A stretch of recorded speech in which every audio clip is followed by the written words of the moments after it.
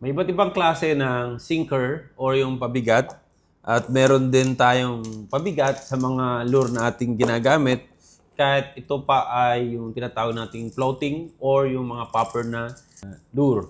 Ngayon, may tanong kasi rito, Manong, okay lang ba mag-bait and weight ng walang pabigat?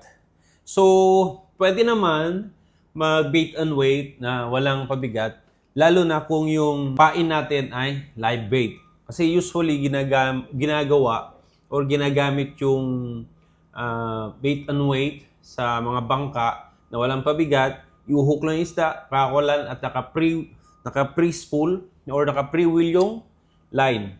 Hinahayaan lang nila na lumalangoy ng pre yung isda hanggat may makakita na predatory fish o yung mga isda na kakain para mahuli natin. At ginawa ko na rin yon minsan sa nung tuna hunting kami na live bait ang ginamit namin, live bait fishing. Pero kung shore fishing ka, nasa tabi ka ng mga dagat, ilog, at kailangan mong gumamit ng mga pabigat. Kasi hindi mo maiahagis ng malayo kung walang pabigat. At kung live bait naman at hindi gagamit ng pabigat, mostly yung live bait mo ay nasa gilid lang. Hindi yung pupunta sa gitna o lalayo ng shore dahil yung mga malilit na isda ay takot yan pupunta sa gitna. Kasi alam nila na may nag-aabang sa kanilang mga malalaking isda. So, may mga iba't ibang klase ng sinker. Itong hawak natin ay bell sinker.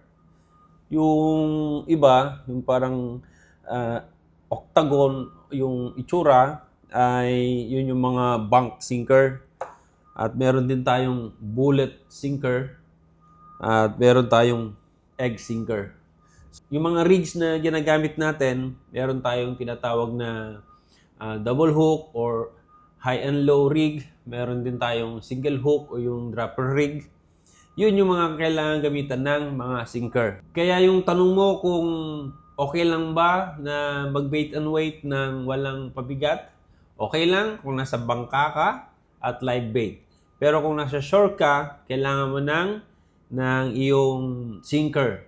Kung nasa bangka ka naman at hindi live bait yung gagamitin mo, kailangan mo pa rin na gumamit ng pabigat para bumaba yung iyong pain hanggang sa bottom.